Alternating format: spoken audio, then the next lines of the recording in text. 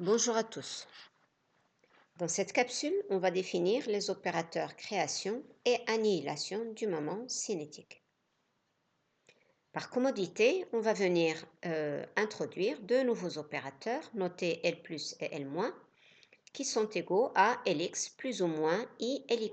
Lx et Y sont évidemment les composantes x et y du moment cinétique. On voit bien que ces deux opérateurs ils sont non hermétiques et ils sont même adjoints l'un de l'autre. L'adjoint de L+, c'est L-, l'adjoint de L-, c'est L+. On va s'intéresser particulièrement à quelques propriétés de commutateur.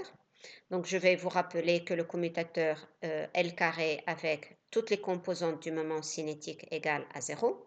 De ce fait-là, on voit bien facilement que L carré commute avec L plus et L carré commute avec L moins, du fait que L plus et L moins ne sont autres que des composantes des combinaisons linéaires des composantes du moment cinétique.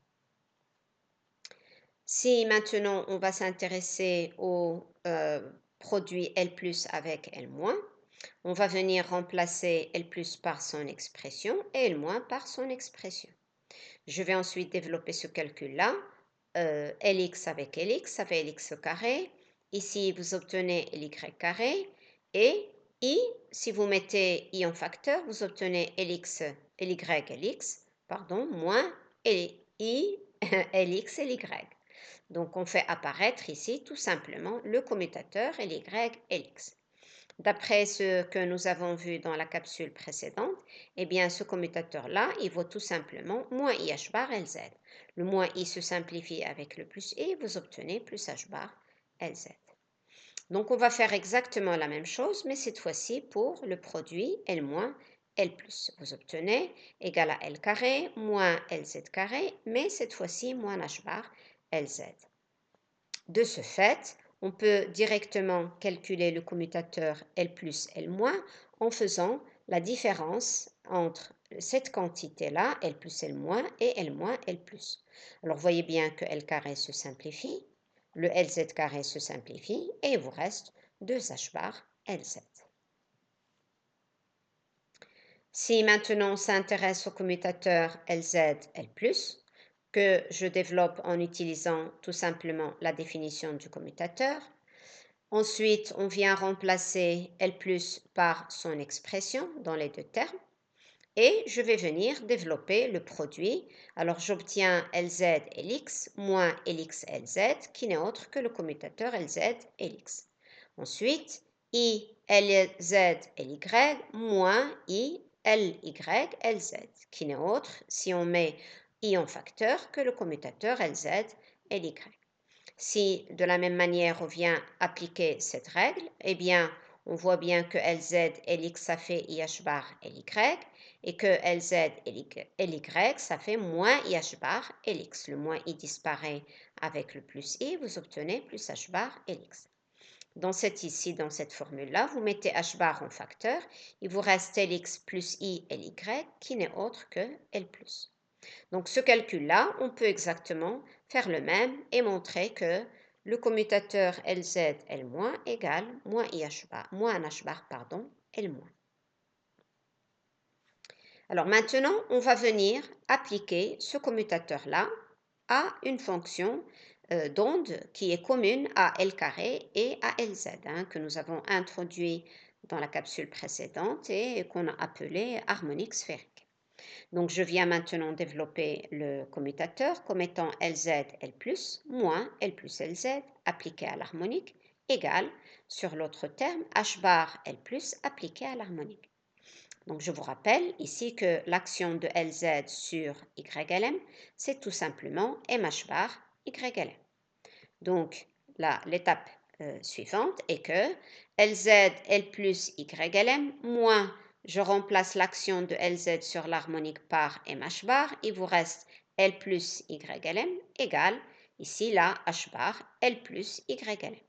Ça veut dire que LZ L plus YLM égale, je fais passer ce terme-là sur ma droite et je fais H bar en facteur de 1 plus petit m.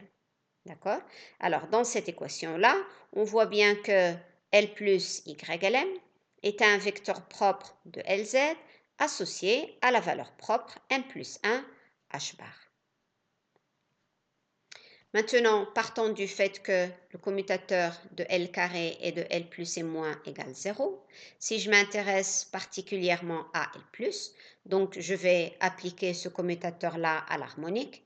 J'obtiens le fait que L carré L plus, YLM égale L plus L carré, YLM. Si on se rappelle l'équation aux valeurs propres de L carré YLM, donc je remplace L carré ici par LL plus 1 H bar carré, il vous reste LL plus 1 H bar carré, L plus appliqué à YLM. Donc vous obtenez le résultat suivant, L carré L plus YLM égale LL plus 1 H bar carré, L plus YLM. De la même manière, LZ L plus YLM égale M plus 1 H bar L plus YLM, donc que nous avons obtenu dans le transparent précédent. Eh bien, on montre tout simplement dans ces deux formules-là que le vecteur, vous voyez, L plus YLM, est un vecteur propre commun de L carré et de LZ. Il crée un nouvel état pour lequel la valeur propre de LZ se voit augmenter de H bar. Vous voyez bien que ce vecteur-là est un vecteur propre de LZ avec la valeur propre M plus 1 H bar. On dira alors que comparativement à l'oscillateur harmonique, que L plus est un opérateur de création. Il a fait tout simplement passer par action de L plus YLM la valeur propre MH bar à M plus 1 H bar. Donc, du fait également que les valeurs propres de LZ s'écrivent de la manière suivante, LZ YLM plus 1 égale M plus 1 H bar, YLM plus 1, et du fait que les valeurs propres de LZ sont non dégénérées, eh bien, on va obtenir le fait que L plus YLM est collinéaire à YLM plus 1. On va appeler tout simplement le coefficient de linéarité CLM+. Alors, je tiens à préciser que le coefficient azimutal M plus 1 doit toujours rester plus petit que petit l. De la même manière, on peut exactement obtenir les deux formules pour cette fois-ci l'opérateur L- appliqué à l'harmonique, et on va de la même manière se rappeler l'équation aux valeurs propres de LZ, LZ appliqué cette fois-ci à YL M-1 égale M-1 H bar YL M-1. Du fait également que de la non-dégénérescence des valeurs propres de LZ, on a une linéarité entre l'opérateur L-YLM, entre le vecteur L-YLM et le vecteur YLM-1. On va appeler le coefficient CLM- ce coefficient de linéarité. On précise également que le coefficient azimutal, ici M-1, doit toujours être encadré sur votre gauche par la valeur -L. Maintenant, on va venir calculer la constante CL-, d'accord, qui est finalement une composante de normation. Eh bien, on va partir de la norme de ce vecteur-là, qui n'est autre que le bras, qui est égal à y lm étoile L+, donc l'adjoint de cette quantité-là, multiplié par le quête lui-même, qui est L moins YLM. Donc l'intégrale se fait sur l'angle solide du fait que les harmoniques dépendent de la quantité angulaire. Alors, on vient ensuite remplacer le produit L plus L- par son expression que nous avons obtenue de transparent plus tôt. D'accord? Et on va faire agir L plus sur L- pour obtenir agir L carré sur YLM par la valeur propre associée. De la même manière, je vais faire agir LZ carré sur YLM pour obtenir la quantité M carré H bar carré. Et finalement, je vais faire agir LZ sur YLM pour obtenir la quantité M H bar fois H bar qui est donc M H bar carré. Tout ça, c'est un scalaire que je vais sortir de l'intégrale et finalement, il vous reste l'intégrale YLM étoile fois YLM T2 oméga. Cette intégrale-là donne exactement la norme des harmoniques qui vaut tout simplement 1. On obtient finalement que cette quantité-là, ici, là, égale au module de CL- au carré parce que l'harmonique YL-1 est également normée à 1. D'accord? Finalement, ça me permet de calculer la constante de normation CL-1 qui est égale à h bar racine de LL plus 1 moins M et moins 1.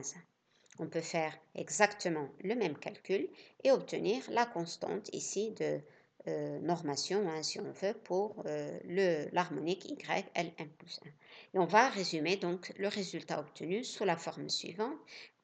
L'opérateur L plus moins 1 appliqué à YLM égale H bar LL plus 1 moins M plus ou moins 1 YL plus ou moins 1.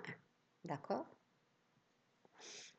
Alors, partant de cette équation qu'on vient d'obtenir, eh bien, on va voir tout simplement que la valeur moyenne de l'opérateur L plus ou moins d'ailleurs, qui n'est autre que cet opérateur compris entre le bras YLM et le ket YLM. Ici, on vient faire agir les ket L plus moins sur les opérateurs L plus ou moins sur le ket YLM selon la formule ci-dessus, et qui donne donc YLM plus 1. Ceci étant une constante, vous le sortez de l'intérieur ici du produit scalaire et il vous reste tout simplement un produit scalaire YLM avec YLM plus 1. Ceci n'est autre que l'indice de Kronecker delta de L avec L qui vaut 1, mais delta de M avec M plus ou moins 1. Du fait de l'orthogonalité des harmoniques sphériques, ce produit scalaire, eh bien, il vaut tout simplement 0. Ça veut dire que la valeur moyenne de L plus ou de L moins, eh bien, elle vaut tout simplement 0. De la même manière, si on calcule maintenant Lx à partir des opérateurs introduits, L plus et L moins, donc ça va être 1 demi L plus L moins. Ensuite, je viens faire agir Lx sur une harmonique YLM. Ça vous fait 1 demi. L'action de L plus sur YLM vous donne tout simplement CLM plus YLM plus 1. L'action de L moins vous fait passer à l'harmonique YLM moins 1 avec la constante de normation. Et si je viens ensuite calculer la valeur moyenne de Lx YLM, ça veut dire que je vais projeter ce vecteur-là sur le bras YLM. Vous voyez que le produit scalaire LM YLM avec YLM plus 1 égale 0, du fait que c'est orthogonal. De la même manière, l'action du bras YLM sur YL moins 1 égale à 0. Ça veut tout simplement dire que la valeur moyenne de Lx, eh bien, elle est égale à 0. De la même manière, si on vient calculer Ly à partir des opérateurs L plus et L moins, eh bien, on montre exactement de la même manière que la valeur moyenne de Ly égale à 0. Si maintenant, on va s'intéresser aux composantes au carré du moment cinétique, donc je vais prendre Lx au carré, ça fait 1 quart, cette quantité-là au carré. Je viens ensuite développer le carré, vous obtenez L plus au carré, plus L moins au carré, plus L moins, plus L moins L plus, du fait que les nouveaux opérateurs ne commutent pas entre eux. On vient exactement faire la même chose ici à la quantité Ly. Donc, vous obtenez moins 1 quart du fait du 1 sur 2i et la quantité L plus moins L moins au carré que je viens développer également. Le moins, vous le rentrez à l'intérieur, vous obtenez moins L plus au carré, moins L moins au carré, plus L plus L moins, plus L moins L plus. Maintenant, si vous prenez la valeur moyenne de Lx au carré, eh bien, la valeur moyenne de L+, elle est nulle parce que déjà la valeur moyenne de L+, est nulle. Donc, ça veut dire que l'opérateur L+, vous l'appliquez 2 fois, il vous monte non pas au quête YLM plus 1, mais LM plus 2. Donc ici, la valeur moyenne égale 0. Ici, la valeur moyenne égale 0. Il vous reste tout simplement la valeur moyenne de L plus L moins plus L moins L plus. De la même manière, si vous prenez la valeur moyenne de Ly au carré, alors la valeur moyenne de L plus au carré égale 0. La valeur moyenne de L moins au carré égale 0. Et il vous reste tout simplement la valeur moyenne de cette quantité-là. Vous voyez bien donc que les deux cas, la valeur moyenne de Lx au carré égale à la valeur moyenne de Ly au carré et c'est égal à 1 quart L plus L moins plus L moins L plus valeur moyenne. Pour les calculer cette fois-ci, alors on va partir du fait que le module de L carré égale module de Lx au carré plus module de Ly au carré. Du fait qu'ils sont égaux, j'obtiens 2 fois Lx au carré plus Lz au carré. Et je prends partout la valeur moyenne. Ça veut dire quoi? Ça veut dire que si je veux la valeur moyenne de Lx au carré, ça va être égal à L carré moins Lz au carré sur 2. Et je sais donc que c'est égal à la valeur moyenne de Ly au carré. Maintenant, pour les calculer, eh bien, la valeur moyenne de L carré n'est autre que sa valeur propre. Ça fait LL plus 1 h bar carré. La valeur moyenne de Lz au carré n'est autre que la valeur propre associée qui est donc moins m carré h bar carré. Alors, partant de l'équation qui n'est autre que l'action des opérateurs L plus et L moins ici, sachant que M plus 1 est encadré par L et que M moins 1 est encadré par moins L, eh bien, si on applique L plus sur Y, L, L, ça veut dire que je ne peux pas faire L plus 1. L plus 1 sera plus grand que L finalement. Donc on va admettre sans faire de démonstration, ce n'est pas l'objet de cette capsule, que cette chose-là égale 0. Ça veut dire que l'action de L+, elle est encadrée majoritairement par l'harmonique YLL. De la même manière, l'action L-, elle est encadrée minoritairement par L, L moins L, pardon. D'accord? L moins appliqué à Y, L moins L égale 0 parce que sinon vous aurez L moins 1 et L moins 1, eh ben, il est plus petit que moins L. Maintenant, on va terminer cette capsule en introduisant et en résumant donc ces résultats, mais cette fois-ci en utilisant les notations de Dirac. Je vais appeler LM, vous voyez bien, qui correspondent tout simplement ici à ces valeurs propres L de l'oscillette de, pardon, L carré et de LZ, LM, donc que je regroupe comme une base propre commune à L carré et à LZ.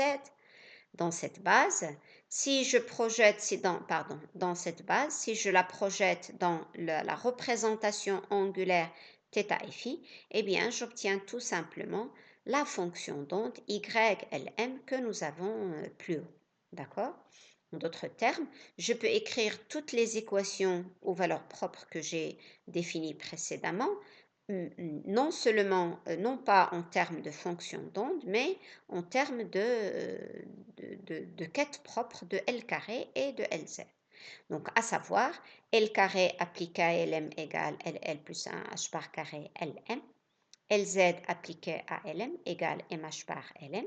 Et l'équation que nous avons ici plus haut, à savoir l'action de L plus ou moins sur un quête Lm égale aux constantes Clm plus ou moins le quête L, M plus ou moins moins 1.